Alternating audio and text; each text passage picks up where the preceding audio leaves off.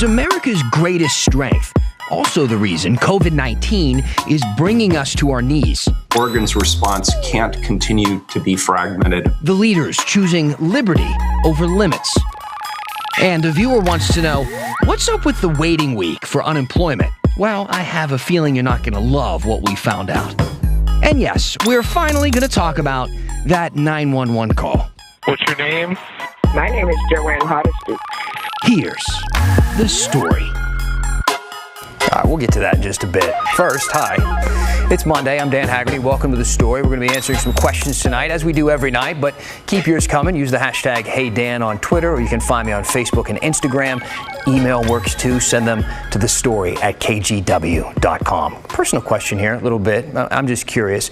How many of you were bullied growing up? I'm sure at least everybody was bullied at least once, right? Or at least a witness to it. I don't know, maybe you were the bully yourself, if you were. Hopefully you've grown up and grown out of that. Now, the reason bullies seem to have so much power is they have this uncanny ability to poke exactly where it hurts the most. They just kind of hone in on your weakness, they focus on it, and then they jab away. It's powerful and it's painful.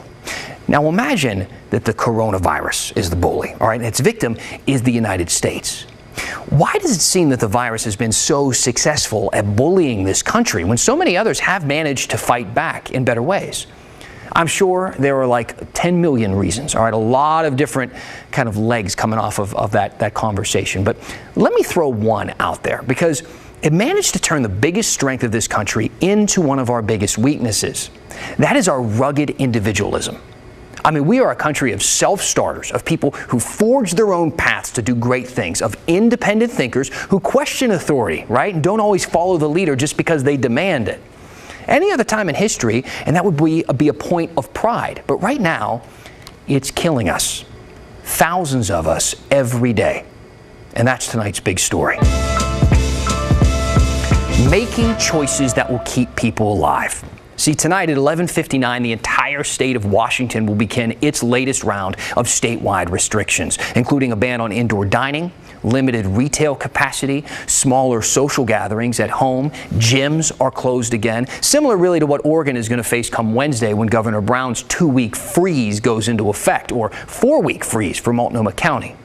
All of the upcoming restrictions are laid out for you at kgw.com. I encourage you to go on there, brush up on the do's and don'ts. Now, even if Governor Brown said these rules will be enforced by the Oregon State Police, we do know that police are going to be pulling up to your Thanksgiving dinner to count the people inside. But there are a lot of people out there who are going to be choosing individual liberty and freedom over those restrictions.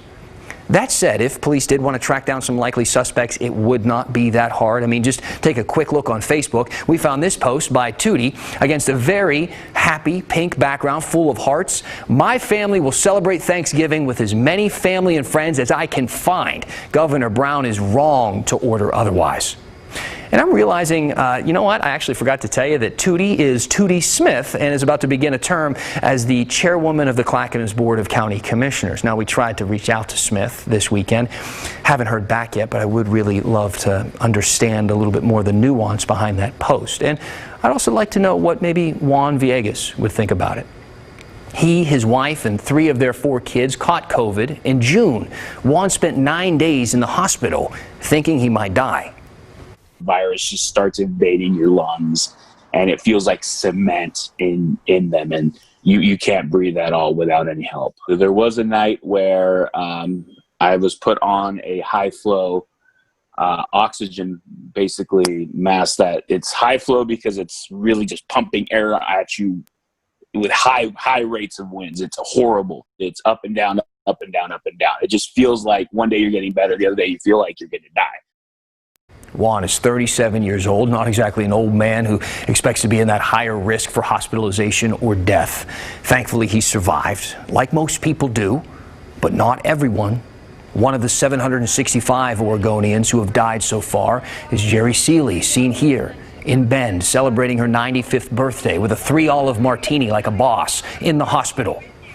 Jerry flew planes in World War II, farmed mint in Battleground, raised 5 kids, and died with most of her family unable to be at her bedside. And if there's any question of how much her family loved her or valued her, just listen to how her son Mike sounded when he talked about it earlier this year. You know, my mom, her and Dad really loved to come out and watch our kids farm. They just got such a kick out of watching our kids. So all this to say, I really hope that we do get a chance to talk to Tootie Smith, the soon-to-be chairwoman of the Clackamas Board of County Commissioners, because I do have a few questions. Something tells me maybe you do too. Use that hashtag #HeyDan. I'll ask her. Because unless Smith only does have 5 friends, maybe she does, she's going to be in violation of the state's rules if more than 6 people come over for turkey. Now, on the complete opposite end of the COVID precaution spectrum, today during a press conference, Mayor Wheeler said this when he was asked outright whether or not people should cancel their Thanksgiving plans. I canceled my plans. I was planning on going to Palm Springs, spending some time with family. Those are arrangements we made some time ago with maybe the irrational hope that we would be through this phase of the COVID crisis. We're not, so I've canceled those plans. I intend to stay with my family here. Now, maybe I'm wrong for thinking this. It's definitely not a specific kind of deal here, but I have a feeling that we might not mind these temporary freezes or shutdowns as much if we were confident that there was actually a good mechanism in place to fight this virus, but there isn't. I mean, worse yet, this time there's not going to be any of that Paycheck Protection Act, that $1,200 stimulus check isn't going to be there to help people get through hard times. So, these Band-Aids are really starting to feel like the half measures that they are. The fact is, after all this time, the mayor says that we still need to actually step up the basics, things like testing and contact tracing. In the medical profession, as well as in essential industries like those who are checking groceries, those who are bagging groceries, those who are supplying our grocery stores and our restaurants for takeout purposes, there's a lot of people out there who are interacting regularly with others who do not have access to adequate testing. So I can't sit here and tell you what I believe is the right number. I leave that to public health officials and medical experts. But I know the answer is more than what we're currently doing. And I know we also have a problem with contact tracing. Once somebody contracts COVID, it's really important to be able to reach out to others who might have been exposed to the virus. And in the absence of contact tracing being at full capacity, we don't have that ability to do it. Okay, let's talk to Pat Doris for just a moment, because, Pat, you sat through a Zoom meeting today with the heads of various hospitals as well as doctors. And tell us a little bit about what they said, because what I'm gauging from it is that there is some real concern about what this Thanksgiving holiday is going to do for our numbers. Well, you're absolutely right, Dan. They are very concerned. These were basically the leaders of the medical community in Southwest Washington. And they're saying that they are seeing rising numbers that are starting to alarm them. Just a month ago, they were getting on average about 42 new cases a day of COVID. Now it's up to 121 a day. So those are big numbers for that community. And they're concerned that a lot of us are going to gather for Thanksgiving and we're going to blow off the advice of not bringing in outsiders, and we're not going to wear our mask, and that this thing's going to go through the roof. Now, we have seen after every major holiday, the few weeks that follow that, there have been a big spike. This one coincides with so many warning signals that have gone up about the weather changing and people doing stuff inside more, and it already coinciding with kind of a winter spike, and we are seeing all of these things happen.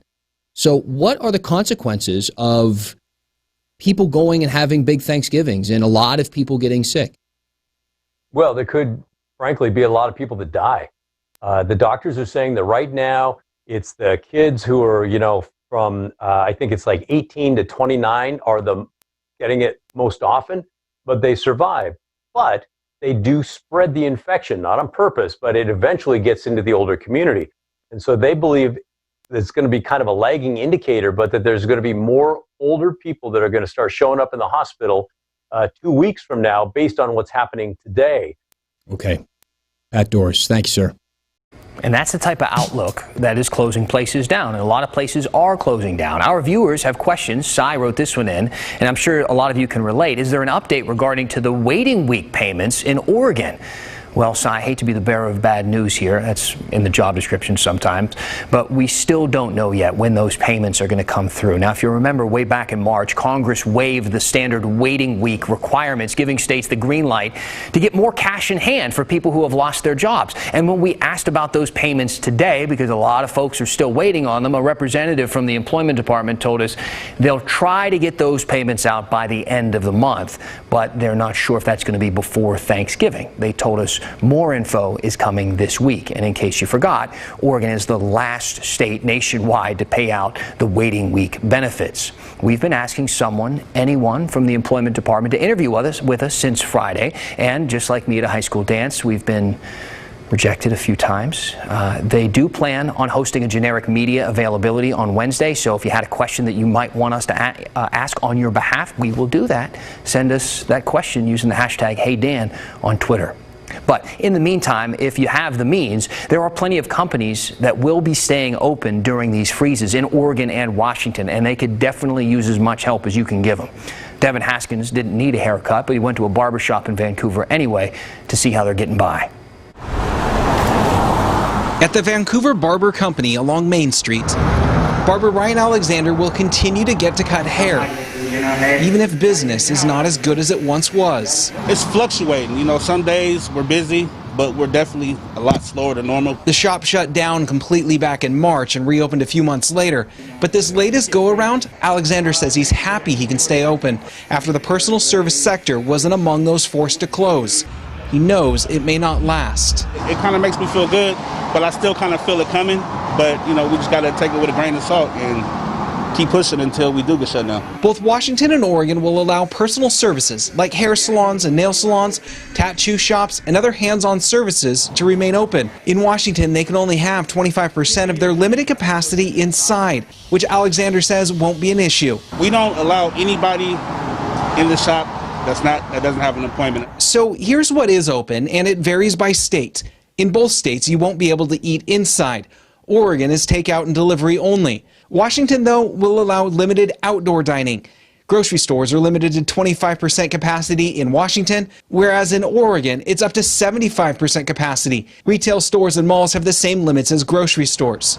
And for every business that is still open, it's all about filling the chair that matters most. This is our livelihood. You know, we don't get revenue from anywhere else but from that chair. And it's like, we can't operate at that chair. Like, how do we eat? How do we pay our bills? While these restrictions are only temporary for the next 4 weeks, or at least the next 4 weeks, business owners and Alexander say they're preparing for the worst, either having them extend longer or being told to shut down completely. In Vancouver, I'm Devin Haskins, KGW News. A lot happened last week. COVID cases hit dangerous records. The president's standoff with his successor continued. But by far, the number one thing that you emailed us about was... I am not going to allow him to leave me on the side of the road. Commissioner Joanne Hardesty calling 911 from a lift. My thoughts when the story continues. Hey, welcome back. Hey, we ask you every night to chat with us using that hashtag HeyDan on Twitter. You can email us at thestory@kgw.com or find me on Facebook or all that kind of stuff. We get blown away every night by how many people jump in and join the conversation. It seems to grow week to week to week. But I was especially blown away last week by how many of you contacted us about one story in particular. Sean Waltz emailed last Tuesday, Dan, I just heard about Joanne Hardesty giving a Lyft driver a hard time. She's an embarrassment to Portland and Portland City Council. Robbie Ago, Commissioner Hardesty is a hypocrite. She wants to defund the police, yet when she wants a Lyft driver to break the rules and he won't, she calls the cops. I hope you actually will ask about it. Pete said, you going to mention Joanne Hardesty's behavior with the Lyft driver?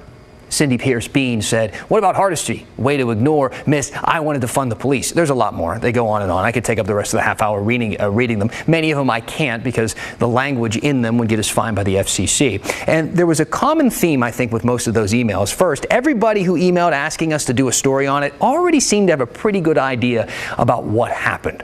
Portland Commissioner Hardesty was at A Casino in Ridgefield. She called a Lyft driver to go home, got upset because the driver had the windows cracked to keep the air flowing. That is a COVID precaution. Hardesty got mad because he wouldn't roll them up, so he ended the ride early at a gas station off the freeway, and she called 911. I'm not getting out of the car and the dog at a filling station. Not happening. All because I asked him to put the window up. But I'm not leaving. He says I have to get out of his car. Or he's calling the police, so I decided to call for him. Okay. I mean, technically it's his property and you have a civil agreement. There's no crimes involved. Well, he said he was calling the cops. I told him he's not going to leave me on It's not a crime to call the cops. Well, I mean, I could have the officer. What was that? I said, I am not going to allow him to leave me on the side of the road. I paid for a ride, and he canceled it. He says he canceled it. So I'm just going to sit here until he sends me another ride.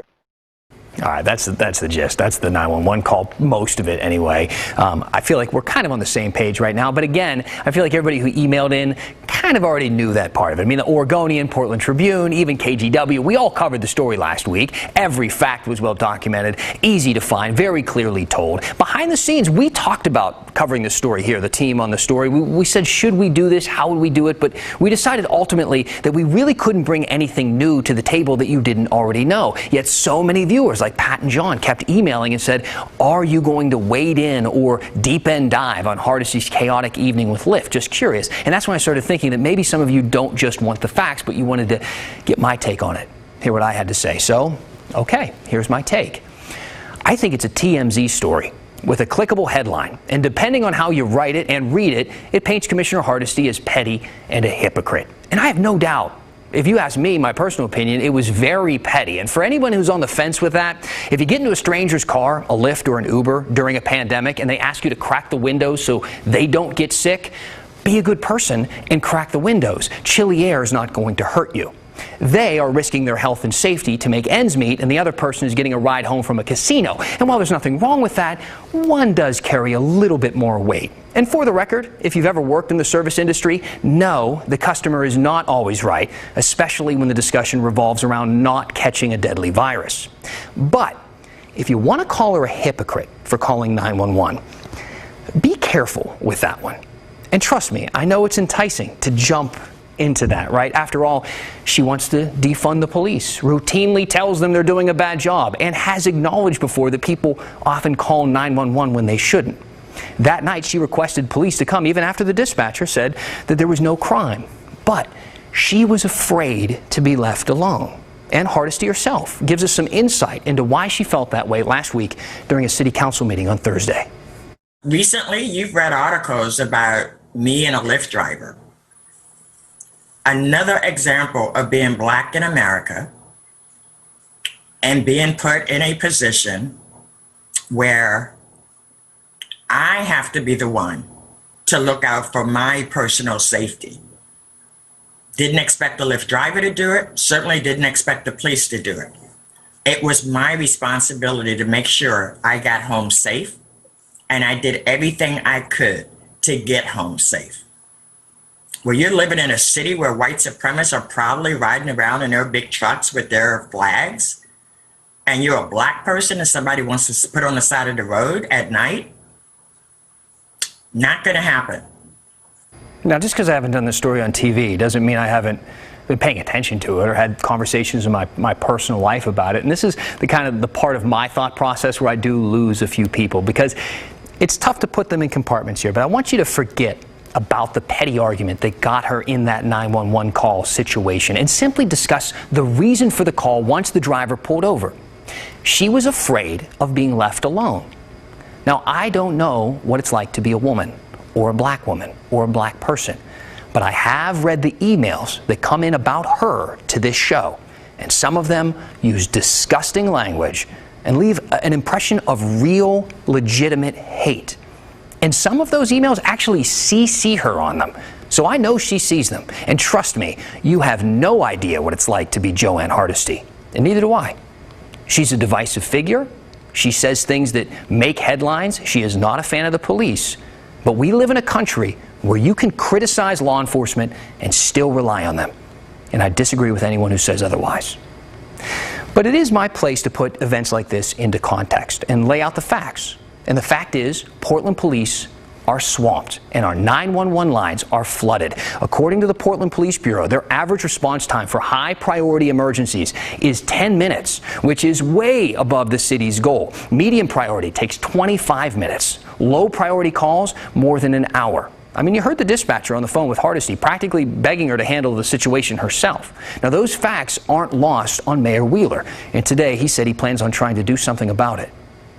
There's a lot of anecdotal evidence out there that we are significantly understaffed in the Portland Police Bureau. There's anecdotal evidence that gets to my desk all day long about slow response times or even no response for high urgency calls. I need to know what's going on. So I've directed them that in relatively quick order, I would like them to give me an audit of the system, an understanding of the system in terms of how are we allocating calls from the 911 center? What is the response time for different categories of criminal activity? And are we responding on a timely basis? And if the answer is no, then I need those two bureau directors to give me a clear and concise plan that I can then share with my incoming colleagues on the Portland City Council starting in January. Now, if you ask the Portland Police Bureau why their response times have slowed down, they would blame in big part the protests. There's also been a spike in shootings and homicides this year and a record number of retirements from the Police Bureau. So come January, when the new city council is seated, they're going to have their work cut out for them. Now, it's been almost 2 weeks since Election Day, which, of course, was the deadline to get your ballot in. But there's actually another deadline that's coming up tomorrow, and it could legitimately change some races in Oregon. Let me explain. See, in Oregon, if you forget to sign your ballot or your signature doesn't match the one that they have on file, they don't just toss it in the garbage. You have a chance to fix that, and those are called challenged ballots. And they aren't counted unless the voter fixes the signature problem. If your ballot was challenged, you should have gotten a letter in the mail explaining what to do. You can either sign and return a new voter registration card to update your signature, or send in a signed voter statement certifying your vote. If you haven't done this yet, you have until tomorrow at 5 p.m. to do that. Now, Multnomah County has more than 3,000 ballots with signature issues. Now, that's out of more than 466,000 ballots that got turned in. So it's like not very much. It's less than a percentage point, but it could make the difference in one particularly close race. Travis Stovall is leading Eddie Morales by just 60 votes in the Gresham mayor's race. Yeah, this shows exactly, if you ever wonder, does my vote matter? Yes, your one vote matters. So if you are in Gresham and you got a letter about your ballot being challenged, your vote could determine the outcome of this race. That's as long as you verify your signature by tomorrow. There's also a couple of state Senate races that haven't been called yet because they are waiting on these challenge ballots. In Bend, Republican Senator Tim Knopp is holding on to his seat by less than 2,000 votes. And in Salem, in that area, Republican Senator Denise Bowles is losing by just 550 votes. Democrats are hoping to unseat at least one of them to hold on to their supermajority in the legislature. Before the election, they were hoping to get an even larger majority so that they could prevent any more GOP walkouts, but that didn't happen. Now, we had a lot of comments coming in today. A lot of people had stuff to say. We're going to read a few of them as we close up the show next. So let me know what's on your mind, or if you want me to just read your words aloud on television, that's fun too. We're going to finish things up after the commercials. See you then. All right, I got a bunch of comments to read here, but I'm not going to read many of them because they're the kind of things I got to think about a little bit. Sometimes I get put in a spot where I read something, I'm like, that would be great, but I really don't know exactly what I want to say, and I try to be extra careful with my words. But I did get a question that, again, I don't really have a specific answer to, but I want to read it and then give you some clarity on what we're going to be doing moving forward. But Melissa Nance said, will the extra $600 be attached to the waiting week check that's supposedly being sent out by the end of the month? So you could be getting a waiting week check. That waiting week existed back when the federal government was still giving out the $600 additionally with each payment you were getting per week from the state. I don't know the answer to that. See, as soon as we found out about this next layer of closures, we started wondering, well, what's going to happen with people getting unemployment money? What happens if you already filed unemployment, you came back to work, now you have to file again? What is questions like this, the nuance, and what type of money are people going to be able to get as we move into the holiday season? So we're working on those types of angles right now, and stay with us for the latest. In the meantime, keep using that hashtag HeyDan. You know, ask me some questions. I'll email you back. I get conversations with people all the time. I was on the phone the other day for like 45 minutes with someone. Can't promise that, but You know, you got to call to find out. That's the story. See you tomorrow.